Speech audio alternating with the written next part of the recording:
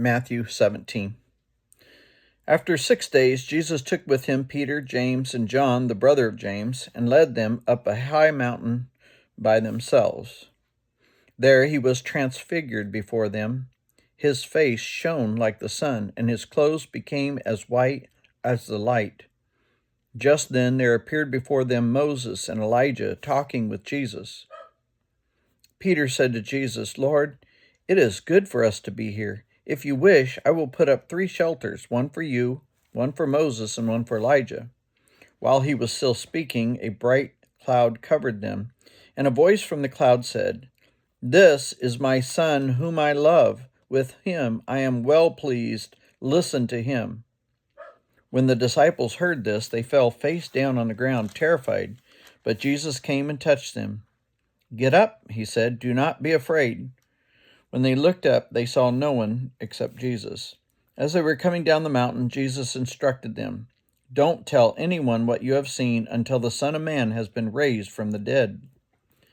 The disciples asked him, "Why then do the teachers of the law say that Elijah must come first?"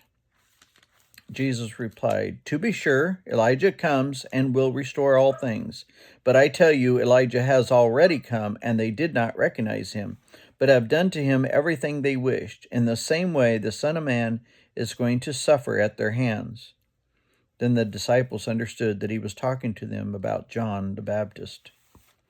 When they came to the crowd, a man approached Jesus and knelt before him. "Lord, have mercy on my son," he said.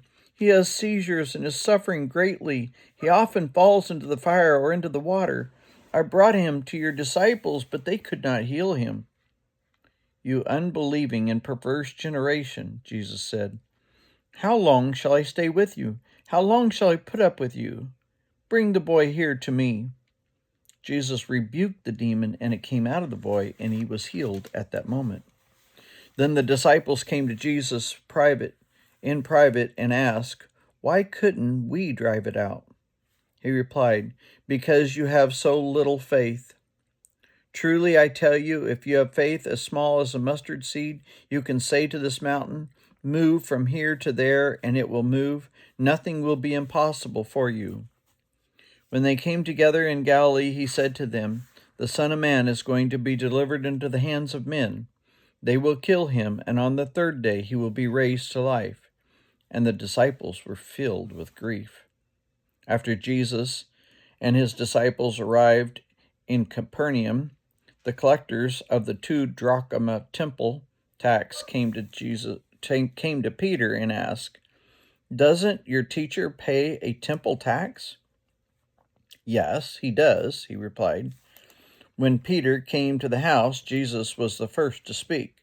"What do you think, Simon?" he asked.